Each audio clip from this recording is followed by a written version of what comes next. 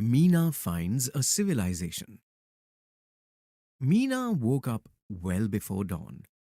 She walked with quick, quiet steps to the enclosed goat pen. Her goats slept very lightly. They heard her and stood upright, bleating a welcome.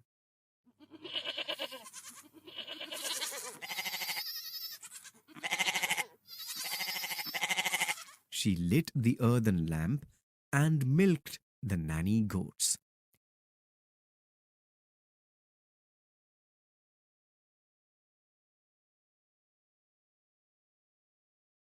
Suri, they are ready.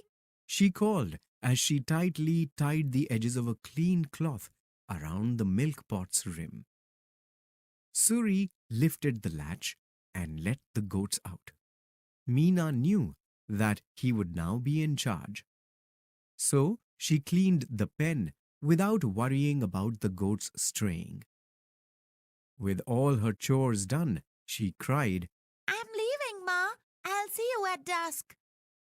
It was not a long walk from Meena's hamlet to the hill. She could hear her cocks announce dawn when she was halfway up the hill. She led the way, and her goats hopped from one rock to the other, following her. They sometimes stopped to nibble sprouting green leaves between the rocks. Suri balanced artfully on the tall rocks behind the goats, watching them. He knew his work well. Meena was quite eager to reach the hilltop. She waited for some time for the goats to graze. Then she clicked her tongue, signaling them to follow. The goats soon began to follow her. The hilltop was a large mesa, rich with vegetation. On reaching there, Meena hung her bag on a neem branch. Her lunch of leftover rice, pickled vegetables, and buttermilk was safe here. She walked to the edge of the mesa and looked down at the descent to the valley on the other side of the hill. There were hardly any rocks on this side. With gentle steps, Meena began walking down the sloped path like she did every morning. Her goats did not follow her. Suri knew that Meena did not want them to. She walked carefully, as this side of the hill was rich with artifacts from ancient times. Her eyes surveyed the place for ancient potsherds, beads, coins, and other objects from the time of her ancestors. My people must have lived here in this valley a long time ago. She thought. My great-grandmother's great-grandmother, or her great-grandmother, or even her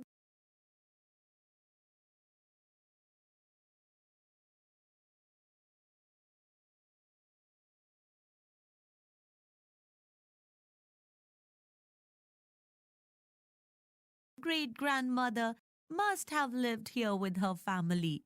This must have been a bigger village than mine. This could even have been a big town like Sangari, where we go to sell goat cheese at the fair.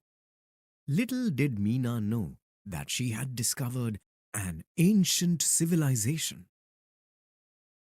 Meena's mind worked like a budding archaeologist. She walked down to the valley thinking about what she had discovered so far. A long time ago, my people lived in houses made of baked bricks. They cooked and stored their grains in beautifully painted terracotta pots. These paintings depicted the cows, horses, and bulls that they owned. They wore magnificent jewelry made of colorful beads, and they used tools like knives and sickles. On reaching the valley, she picked up her basket of tools.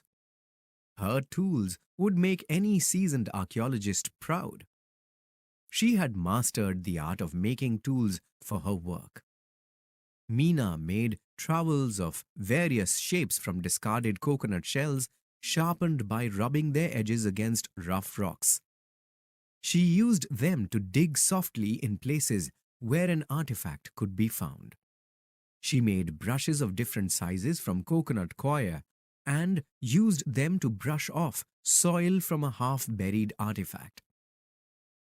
She made thick and fine needles from porcupine quills, usually found on the hills, and used them to dig around buried objects. She made strong mallets from pieces of discarded wood and used them to soften hard earth around an artifact.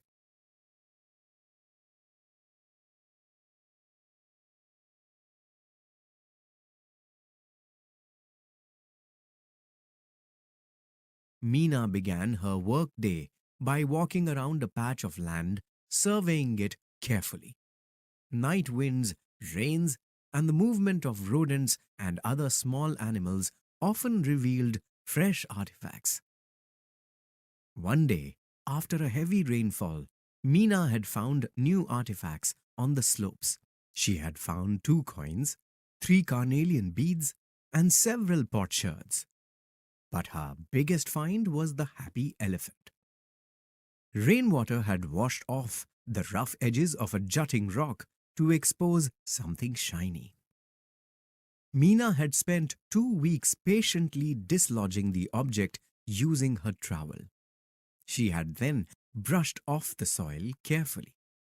It was a beautiful elephant made of polished wood. It stood majestically on an oval platform with its trunk resting on it. She named this exquisite find Happy Elephant because it appeared to be smiling. Did my great-grandmothers play with this elephant? Did they worship it? Did they travel with it? Or, a long time ago, did someone gift this elephant to a girl like me? She pondered. She imagined her ancestors going about their day, wondering what their life must have been like. Meena kept the elephant in the village that she had built using all her finds. Her village was a reed-enclosed clearing under a large rock overlooking the valley. Nobody could spot this cleverly hidden village from the top of the hill. There were ancient letters inscribed on the rock. Meena couldn't read the story the rock told, but she knew these old letters were saying something important. Meena's village had a small pile of coins, a collection of potsherds, and pieces of rust-covered weapons and tools. On one shaded corner, there were pots that Meena had been reassembling by placing the pieces together like 3D jigsaw puzzles. Oil lamps, plates, storage jars, jugs, and large pitoi sat there in various stages of completion. Meena recalled the day she had found her latest discovery. In an area she had been excavating for the past few months, she had found a flat, circular terracotta object with a hole in the middle.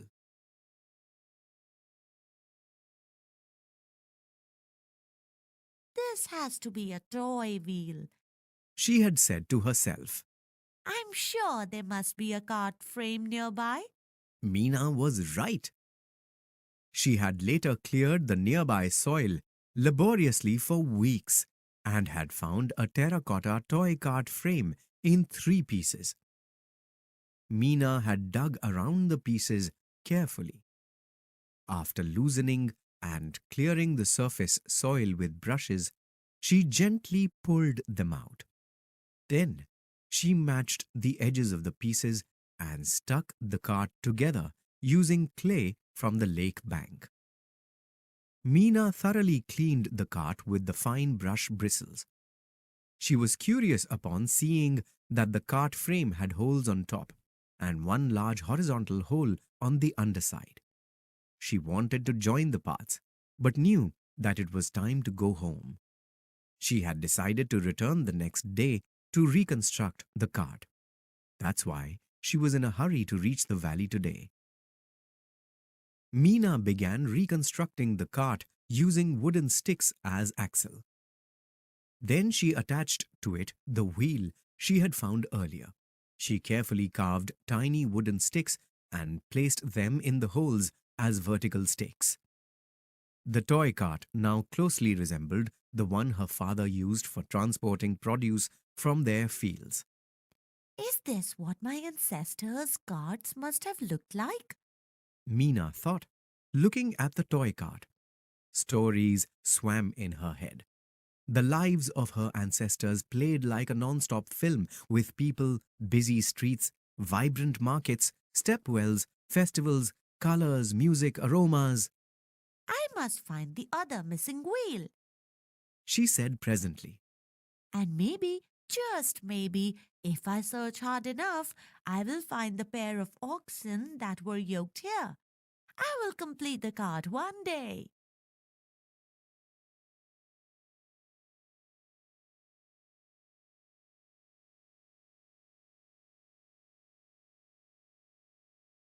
But for now, she heard Suri calling for her. He always gave a short yelp from the hilltop to indicate that it was time to round up the goats and return home. How about today, Suri? I should tell my night school teacher Jaya about my village, shouldn't I? Meena asked Suri when she met him at the top. Suri looked at her meaningfully and glanced away. You're right. I must, but not tonight. Meena decided. She couldn't wait to explore more treasures next dawn.